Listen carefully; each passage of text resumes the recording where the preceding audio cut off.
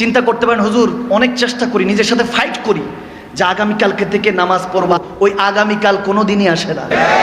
বলি যে আগামীকালকে থেকে কোনো মিথ্যা বলবো না, কোনো চগলখড়ি না, ফ্রেন্ডস বন্ধুত্ব তাদের সাথে রাখবো যে আমাকে হাইয়ালা সলা শোনার সাথে টেনে হেসে মসজিদে নিয়ে যায়।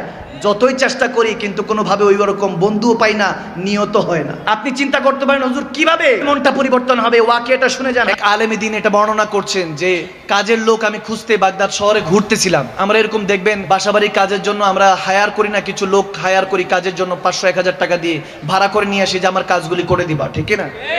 তো এরকম কাজের লোক খুঁজতে গেলেন বাগদাদ শহরে। যখন গেলেন দেখেন যে ওখানে একটা যুবক বসা, চেহারাটা নুরানি, এত সুন্দর নুরানি চেহারা, দেখে বোঝা যাচ্ছে নামাজি, সুবহানাল্লাহ, নামাজি ব্যক্তি। কাছাকাছি গেলেন ওই আলেমী দিন, হুজুর বললেন বাবা তুমি কি আমার সাথে যাবা, তোমাকে আমি টাকা পয়সা দিব, সমস্যা নেই, কাজে যাবা? বলে হুজুর যাবো, কিন্তু আমার 3টা শর্ত আছে। কয়টা? 3টা শর্ত। বলে সবাই কাজের জন্য 4 দিরহাম নেয়, আমি 3 দিরহাম নিব। সুবহানাল্লাহ। বলে 3 দিরহাম নিব। বলে এটা তো ভালো অপরচুনিটি, খুব ভালো, সবাই 4 দিরহাম নেয়, এখন তুমি 3 দিরহাম দিবা, খুব ভালো, চলো। বলে আরেকটা দ্বিতীয় শর্ত শুনেন। দ্বিতীয় শর্ত হলো যখন হাইয়া আলাস সালাহ বলে মসজিদে মুয়াজ্জিন আজান দিবে তখন আর আমি আপনার কর্মচারী না, তখন আমি কর্মচারী কার? আওয়াজ দেন না কার? থার্ড ওয়ান, বলে তৃতীয় নাম্বার শর্ত হলো আমাকে কোনো প্রশ্ন করা যাবে না, আমি আপনার কোনো প্রশ্নের উত্তর দিব না। বলে ঠিক আছে, মালিক দেয় শর্ত, তুমি দিছো শর্ত, কর্মচারী হয়ে সমস্যা নাই। ইন্টারেস্টিং ক্যারেক্টার নিয়ে গেল, কাজ করতেছে, সারাদিন কাজ করতেছে, দেখে অন্যান্য কাজওয়ালারা যখন কাজ করে দেখবেন যে মাঝে মাঝে সিপাহীকে একটু সুকটান দিতে থাকে, চা খেতে থাকে, অথচ সে কিন্তু মুআহাদা করেছে, চুক্তিবদ্ধ হয়েছে যে 1000 টাকার বিনিময়ে তিনি তেনার কাজটা 6-7 ঘন্টা করবে, কিন্তু এই 6-7 ঘন্টার মধ্যে দেখা যায় 1 ঘন্টা ফাঁকি দেয়, বাকি 5 ঘন্টা করে। ওই যুবক এরকম ছিল না, পরেজগার। ওই যুবক কাজ করতে করতে জোহরের আজান পড়লো, চলে যাচ্ছে। ওই হুজুরের সাহেবজাদা ছিল, ছেলে ছিল, তিনি বলতে, এই ভাই আপনি কোথায় যান, কাজ শেষ করেন। বলে কাজ তো করে দিয়েছি। মারহাবা। যখন বলে যে করে দিয়েছি, আমার এখন আর আপনার কর্মচারী না, আপনার বাপের কর্মচারী না, আমি আপনার বাবাকে বলে দিয়েছি যখন হাইয়া আলাস সালাহ বলে মুয়াজ্জিন আজান দিবে আমি কর্মচারী কার? আওয়াজ দেন না কার? চলে গেল, নামাজ পড়ে আবার আসলো, কাজটা শেষ। এখন যখন বেতন নিতে আসছে বলে হুজুর 3 দিরহাম দেন। এখন হুজুর 3 দিরহাম দিচ্ছে। যখন 3 দিরহাম দিল বলে বাবা একটা প্রশ্ন, তোমার নাম কি?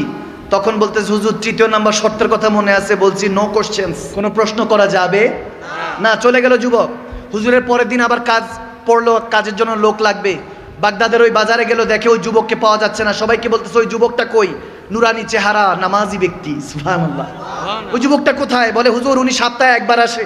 বলে ঘটনা কি? একবার কেন? বলে একবারই আসে, তার নাকি 1 সপ্তাহে 3 দিরহামের খরচ লাগে, 3 দিরহাম কামাইলে এটা দিয়ে 1 সপ্তাহের খাবার দাবার ব্যবস্থা হয়ে যায়।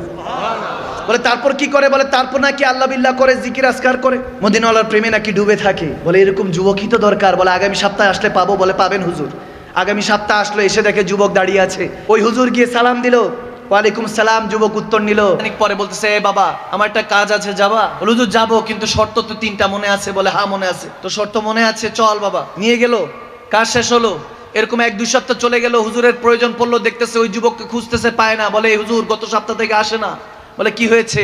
বলে নিশ্চয়ই কোনো সমস্যা হয়েছে। বলে ছেলেটা থাকে কোথায়? বলে হুজুর থাকে হলো বাগদাদের শেষ কবরস্থানের পিছনে একটা কুটুরি, একটা ছোট্ট ঘরের মধ্যে থাকে। হুজুর গেলেন, গিয়ে দরজার মধ্যে যখন এভাবে নক নক টোকা দিলেন, টোকা যখন দিলেন, ভিতর থেকে যুবক আওয়াজ করলো হুজুর আপনি এসেছেন?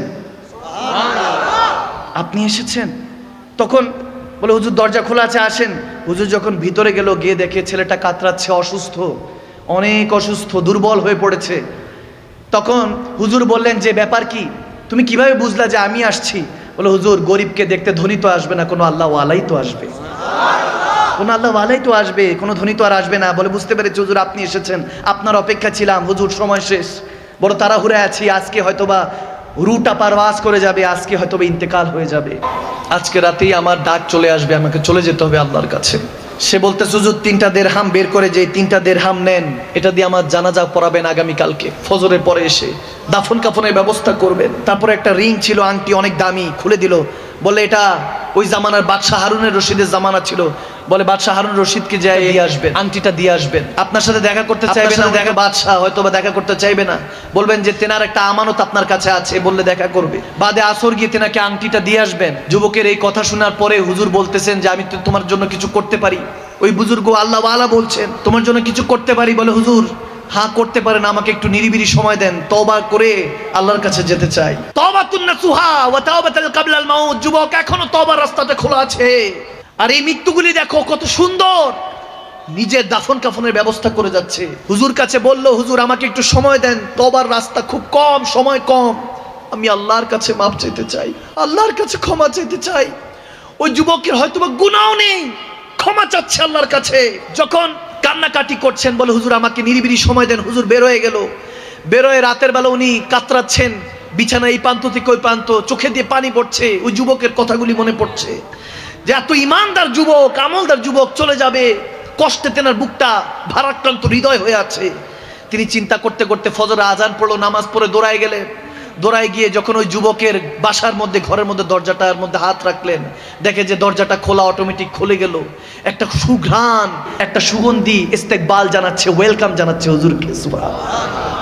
এক খুশবু আती थी और मैं भटकता जाता था, रेशमी हवा थी और मैं तकता जाता था, जब तेरी गली आया सच तभी नजर आया, मुझ में ही वो खुशबू थी जो तुमने दिलवाया। সুবহান আল্লাহ। যখন ওই কাছাকাছি গেল, আল্লাহ ওয়ালা ওই হুজুর কাছাকাছি গিয়ে বলতেছেন, দেখতেছেন ওই খুশবুটা এত নুরানি। বলতেছেন ওই যুবকের কাছে গেলাম, চেহারা থেকে পর্দাটা সরালাম, চাদরটা সরাইয়া দেখে এত নুরানি হয়ে আছে, মনে হয় কাকে জানি দেখতে দেখতে দুনিয়া থেকে চলে গিয়েছে, মনে হয় কে জানি এসে সে যুবককে নিয়ে গিয়েছে, যার প্রেমিক ছিল মনে হয় তিনি এসেছিল। এখন চিন্তা করতেছেন ওই যুবককে দাফন কাফনের ব্যবস্থা করতে হবে। এখন কয়েকজনকে নিয়ে তো তিনি এসেছিলেন, দেখে যে 4-5 জনকে নিয়ে এসেছিলেন, কিন্তু কোথা থেকে জানি হাজারো মানুষ সেই জানাজায় উপস্থিত হয়ে গেল। এখন আসার পরে ওই হুজুর বলতেছেন, জানাজা দেওয়ার পরে চোখের পানি ছেড়ে দোয়া করে যখন আসরের সময় বাদশাহ হারুন রশিদের দরবারে গেল, এখন ওই যুবকের কাছে হুজুর জিজ্ঞেস করেছিল, কে তুমি বাবা? তিনি তো কোনো কথা বলে নাই। যখন বাদশাহ হারুন রশিদের কাছে আসরের পরে গেল, ওই হুজুর বলতেছে দেখা করব, বাদশাহ সাহেব অ্যাপয়েন্টমেন্ট দিচ্ছে না। বাদশাহ হারুন রশিদ ব্যস্ত ছিল।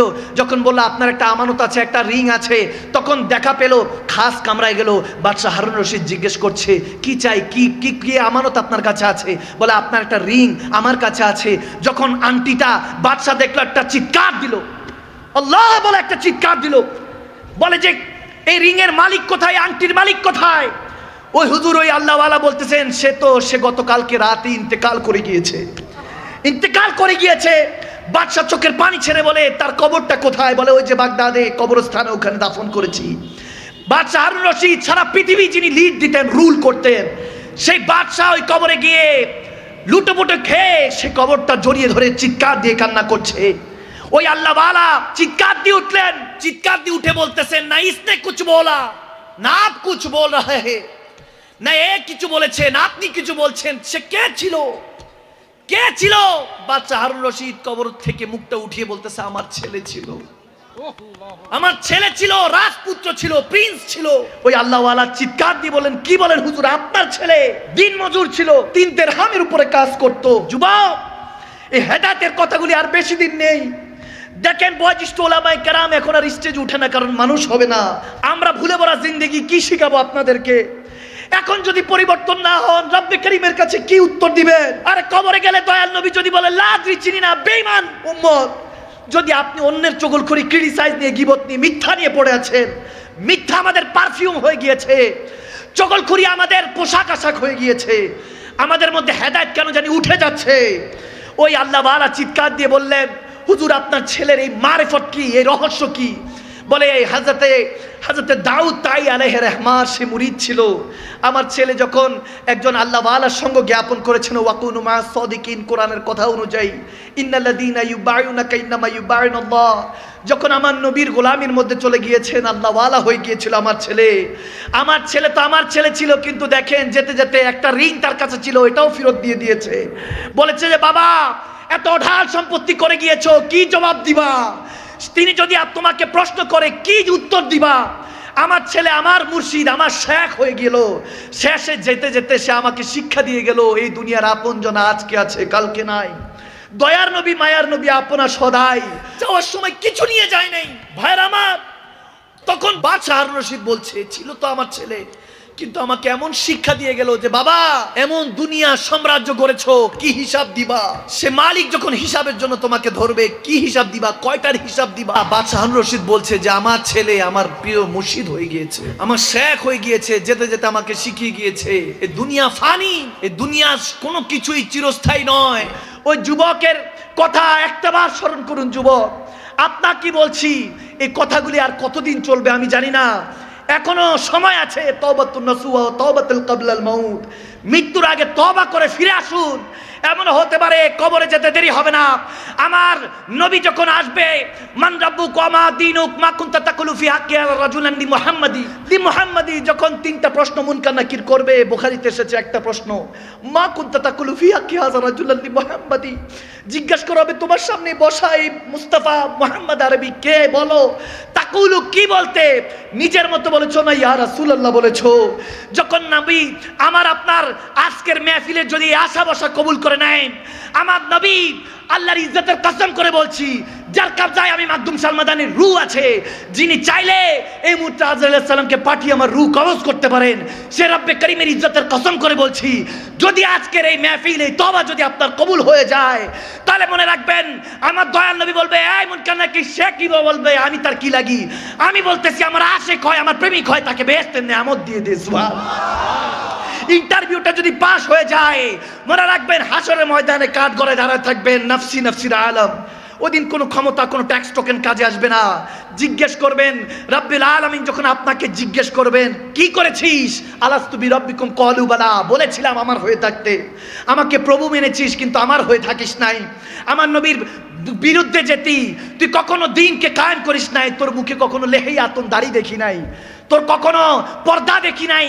যখন এই অবস্থা হবে হাসরের ময়দানে, যখন কাঠ গড়ায় আপনি নাফসি নাফসি করছেন, আদম সফিউল্লাহ থেকে ঈসা রুহুল্লাহ পর্যন্ত আপনার মা বাবা আত্মীয় স্বজন কেউ যখন কোনো কাজে আসবে না, খোদার কসম করে বলছি, ওই মুহূর্তে আপনি যখন নাফসি নাফসির আলমে ডুবে আছেন, ওই কোটি কোটি নাফসি নাফসির মধ্যে একটা আওয়াজ বের হবে, রব্বি হাবলু উম্মতি, রব্বি হাবলু উম্মতি, রব্বি হাবলু উম্মতি, আল্লাহ গুনাহগার উম্মত ক্ষমা করে দাও।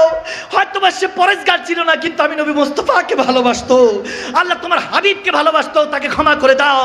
ওয়ারজুকনা শাফাআতাহু ইয়াউমাল কিয়ামা, ওই দিন আমার দয়াল নবী পিঠের মধ্যে হাত বাড়ি দিয়ে বলবে, কাদের মধ্যে বাড়ি দিয়ে বলবে, ভয় পাইস না উম্মত, ভয় পাইস না, আমি তোর মৌতের বিছানায় ছিলাম, কবরে ছিলাম, আজকে হাসরে আছি, তোকে নিয়ে জান্নাতে চলে যাবো। সুবহানাল্লাহ।